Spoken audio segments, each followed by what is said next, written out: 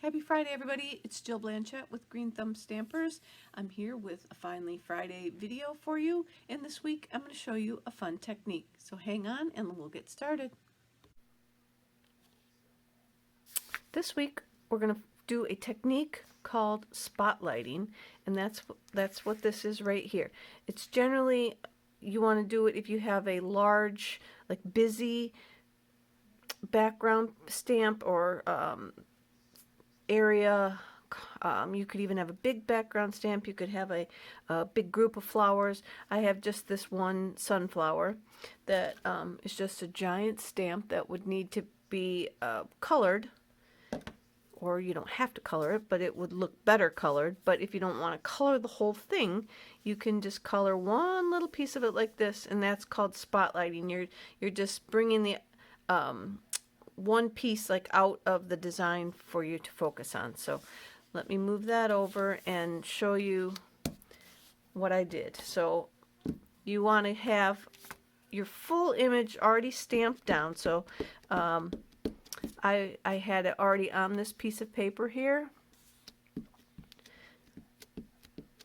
So you can start building your card, or and I'm doing this a lot because my black is not coming out very dark right now for some reason, and even though I just inked it. And then you want to stamp it down. So go ahead, if you want to stamp, you could stamp the whole piece of paper. You can stamp just a little piece of it. I tried once already. I didn't have enough ink on the image. There we go, that's darker, that's better.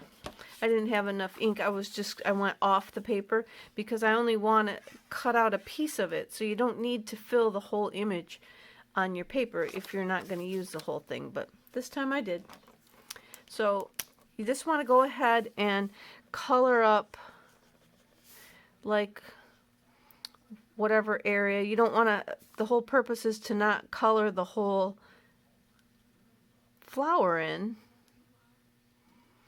So I'm just going to color in a part of it, and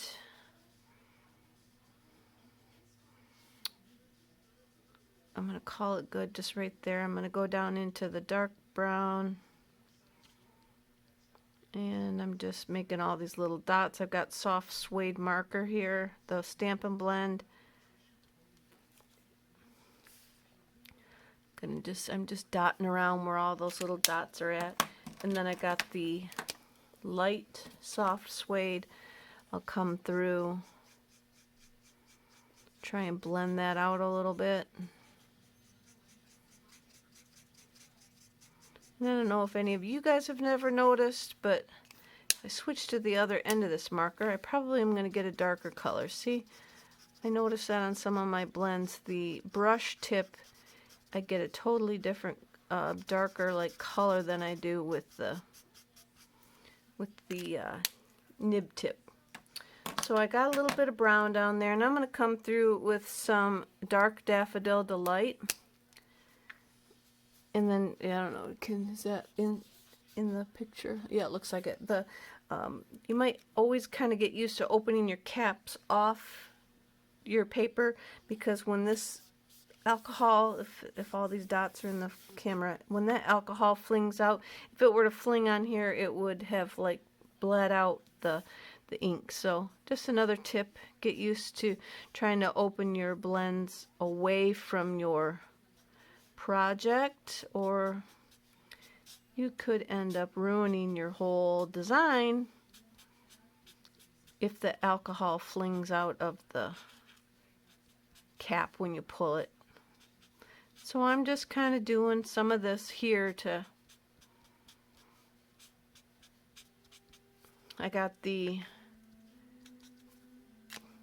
dark daffodil, then I'm going to come through with the dark So Saffron, and this one's the same way. I get a totally different color when I use and I'm just kind of bringing in a little bit of both of the dark colors.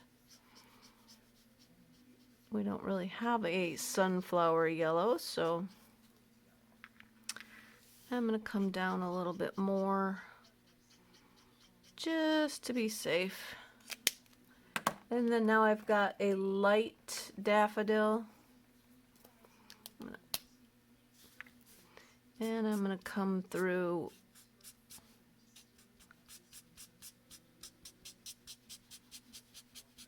just kind of pull this out from the center area.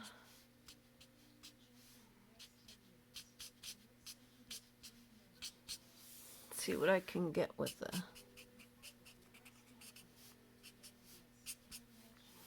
and then you could let it sit and dry for a few minutes to see how maybe you're going to need to put some more color somewhere else. Pull out some more of your dark to help darken that up like this. I don't know if you could see that that's doing that or not, but I am getting a little bit darker. But I'm going to stop because I'm just, you don't want to watch me color. So there we go with our colors. Then you're going to just, I got an 1.5 inch punch here, and then you just come in to where you want to punch it out. So just find what you think looks good in your coloring, how much of it you want to show. And I'm going to go off a little bit to the side this time. And I got one little guy that I missed there that because I wasn't planning to color over there, so let's fill him in. And then I have a 1 3/4 circle that I stamped on.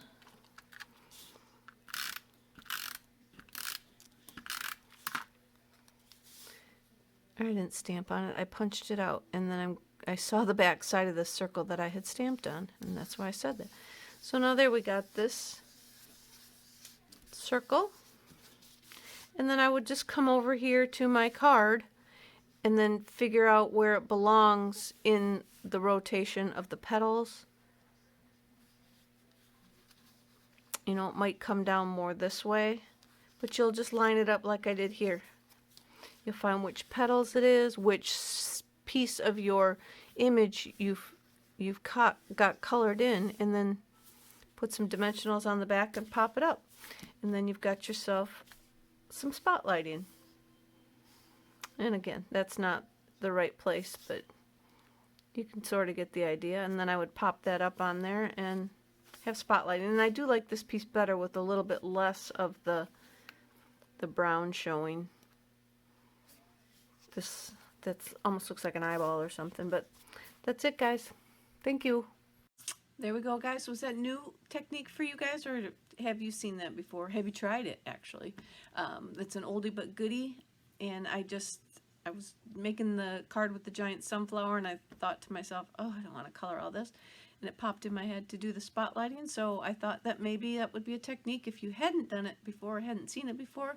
Could be something new for you to do, or maybe just something that you can try because you haven't done it in a while. So that's it. I'll be back again next week, and until then, you guys have a great weekend and happy Friday.